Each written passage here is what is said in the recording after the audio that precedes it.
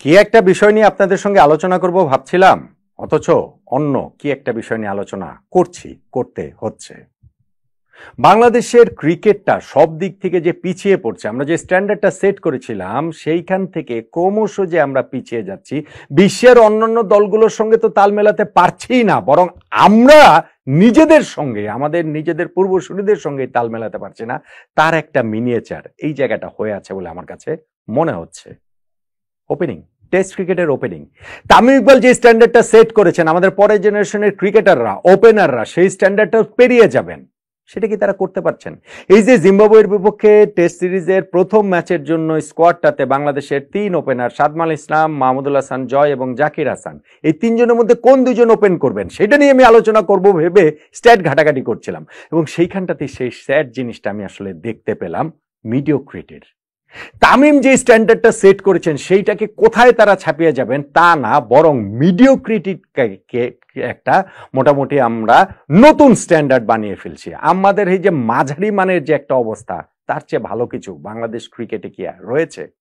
আমাদের ক্রিকেটটা কি ক্রমশ পিছিয়ে পড়ছে না, সেই আলোচনা করব। অবভিয়াসলি জিম্বাবুয়ের সঙ্গে প্রথম টেস্টের স্কোয়াডে ফাইনালে গিয়ে 3 ওপেনারের মধ্যে কোন 2 ওপেনার খেলবে সেটা নিয়ে একটু কথা বলতে চাই।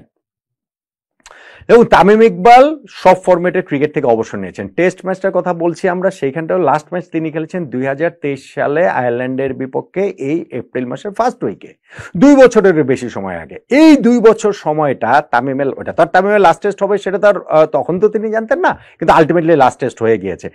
এরপরের এই 2 বছর সময়ে বাংলাদেশ 13টা টেস্ট ম্যাচ খেলেছে, সেইখানে যে 26টা ওপেনিং পার্টনারশিপ, প্রত্যেকটাতেই এই 3 জন সাদমান, জাকির, জয়, এই 3 জনের যে কোনো 2 জনই আসলে ছিলেন। সেই কারণে তাদেরকে নিয়ে আলোচনা করতে হবে। আমাদের যে এর চেয়ে ভালো ক্রিকেটার রয়েছে বা ভালো ক্রিকেটারদের আমরা সুযোগ দিচ্ছি না বা তাদেরকেও যথেষ্ট সুযোগ দিচ্ছি না, সেইটা বলার কোনো কারণ নেই। যেই কারণে মিডিওক্রিটি শব্দটা যখন আমি ইউজ করব, যে একটা মাঝারি মানের জায়গাটাতে আমরা এখন আমাদের নতুন স্ট্যান্ডার্ড করে ফেলছি, সেটা কি আসলে বাড়াবাড়ি হচ্ছে কিনা আপনার স্ট্যাটগুলো শুনলেই বুঝতে পারবেন। তামিম প্রথম টেস্ট খেলেছেন 2008 সালে, 2023-এ তার লাস্ট টেস্ট। পুরো ক্যারিয়ার জুড়ে তিনি যে 70টা টেস্ট ম্যাচ খেলেছেন, সেখানে 5134 রান করেছেন, এভারেজ 38.89, 10টা সেঞ্চুরি এবং 31টা 50 তার পুরো ক্যারিয়ার জুড়ে। এখন সাদমান, জাকির, জয়দের ক্যারিয়ারের সামনে অনেকটা অংশ পড়ে রয়েছে, ঠিক আছে, কিন্তু ক্যারিয়ারের শুরুতে তামিম যে প্রমিসটা দেখেছিলেন সেইটা কি অন্তত পক্ষে এই 3 জন দেখাতে পারছেন কিনা, ছিটে ফোটাও কি আসলে দেখাতে পারছেন কিনা, নাকি এই জায়গাটা সেই মিডিওক্রিটির ব্যাপারটাই বারবার করে সামনে চলে আসবে? তামিম যে লাস্ট টেস্টটা খেলেছেন, তারপরে বাংলাদেশের আমি বলছিলাম যে 13টা টেস্টে 26 ইনিংস খেলেছেন, এবং এই 3 জন ক্রিকেটারই সেইখানটাতে ওপেন করেছেন ঘুরিয়ে ফিরিয়ে। জাকির হাসান তিনি সর্বোচ্চ 10 টেস্টের 20 ইনিংসে ওপেন করে রান করেছেন 398। মাহমুদুল হাসান জয় 9 টেস্টের 18 ইনিংসে ওপেন করে তিনি রান করেছেন এই জায়গাটাতে 365। সাদমান ইসলাম 7 টেস্টে 14 ইনিংসে ওপেন করে রান করেছেন 364। মিডিওকর পারফরমেন্স ছাড়া আর কি বলবেন আপনি, আমাকে বলেন তো দেখি। আচ্ছা, আপনি এইটা বাদ দেন, গত 2 বছর বাদ দেন, তাদের পুরো ক্যারিয়ারটাও যদি আমরা দেখি, সেইখানেও কি আমরা আলাদা কোনো কিছু দেখতে পাই?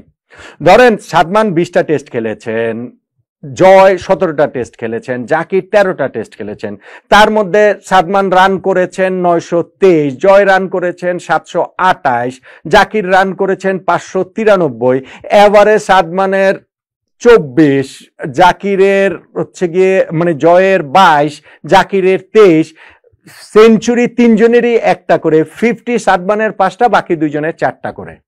খুবই এভারেজ পারফরমেন্স, আমাকে বলেন তো দেখি। এখন আমি বলছিলাম যে তার ক্যারিয়ারের এই যে কারো, এই 3 জনের যে কারো ক্যারিয়ারের পরের অংশটা ভালো হতে পারে, আরো ভালো হতে পারে, দুর্দান্ত ভালো হতে পারে, আমরা সেই প্রত্যাশা করছি। কিন্তু তামিম ইকবাল তিনি তার ক্যারিয়ারের শুরুর অংশটা যদি দেখি, তাহলে সেটা কি ছিল? ধর আমি যদি বলি তামিম তার ক্যারিয়ারের প্রথম 20টা টেস্ট ম্যাচ, সেই জায়গাটাতেই তো তামিম 1500 রান করে ফেলেছিলেন, সেই জায়গাটাতেই তো তামিমের এভারেজ প্রায় 40 ছিল, সেইখানটাতেই তো তামিমের 4টা সেঞ্চুরি ছিল, 8টা 50 ছিল, এবং সেই 4টা সেঞ্চুরির মধ্যে তামিমের ওয়েস্ট ইন্ডিজে গিয়ে ম্যাচ উইনিং সেঞ্চুরি ছিল, তামিমের দেশের মাটিতে ভারতের বিপক্ষে সেঞ্চুরি ছিল, তামিমের ইংল্যান্ডে গিয়ে ওই আর্লি সামারে লর্ডস, ওল্ড ট্রাফোর্ডে পরপর 2 টেস্টের অবিস্মরণীয় সেই 2টা সেঞ্চুরি ছিল। সো তামিম তো তার আর্লি ক্যারিয়ারে সেই প্রমিসটা দেখিয়েছেন, এবং ক্যারিয়ার জুড়ে সেই প্রমিসটাকে টু সাম এক্সটেন্ট সেটা ফুলফিল করেছেন, আমরা বলতে পারি। অবভিয়াসলি আরো ভালো তো হতেই পারতো, কিন্তু পরের জেনারেশনের ক্রিকেটাররা সেটার ধারে কাছেও কি আসলে যেতে পারছেন? আমি তো সেই জায়গাটাতে কোনো আশার জায়গা দেখতে পাচ্ছি না। হ্যাঁ, এখন যদি বলতাম যে না তারা খুবই আর্লি তারা খেলছেন, মাত্র 1-2টা টেস্ট ম্যাচ খেলেছেন বা তাদের উপরে আস্থা রাখাচ্ছে না, তাদেরকে দলে নেওয়া হচ্ছে, বাদ দেওয়া হচ্ছে, এমকে অন্তত পক্ষে 3 ওপেনার সম্পর্কে বলার উপায় নাই রে ভাই।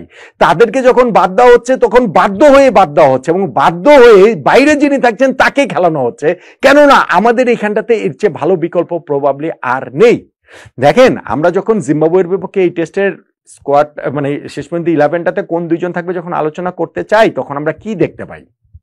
ধরেন সাদমান, তিনি একজন ওপেনিং এর তার প্লেসটা একেবারে নিশ্চিত। কেন নিশ্চিত? কারণ হচ্ছে গিয়ে ওয়েস্ট ইন্ডিজের সঙ্গে লাস্ট টেস্টটা যে তিনি একাদশের সুযোগ পেয়েছেন, সেইখানে 64 এবং 46 রানে তিনি 2টা ইনিংস খেলেছেন, খুব ভালো 2টা ইনিংস খেলেছেন। কিন্তু খেয়াল রাখতে হবে, ঠিক তার আগে সাউথ আফ্রিকার বিপক্ষে টেস্ট সিরিজের 2 টেস্টের 4 ইনিংসের সাদমান কোনোটাতে 10 রান পর্যন্ত করতে পারেননি, এবং এই পারফরমেন্সের কারণে ওয়েস্ট ইন্ডিজের বিপক্ষে সিরিজে তিনি স্কোয়াডে থাকলেও প্রথম টেস্টে একাদশে ছিলেন না, সেকেন্ড টেস্টে জাকিরের বদলে একাদশে এসে তিনি ওরকম ব্যাটিং করেছেন। ফলে এক টেস্টের 2 ইনিংসের পারফরমেন্সেই তার জিম্বাবুয়ের বিপক্ষে টেস্টটার একাদশে থাকাটা নিশ্চিত হয়ে গিয়েছে।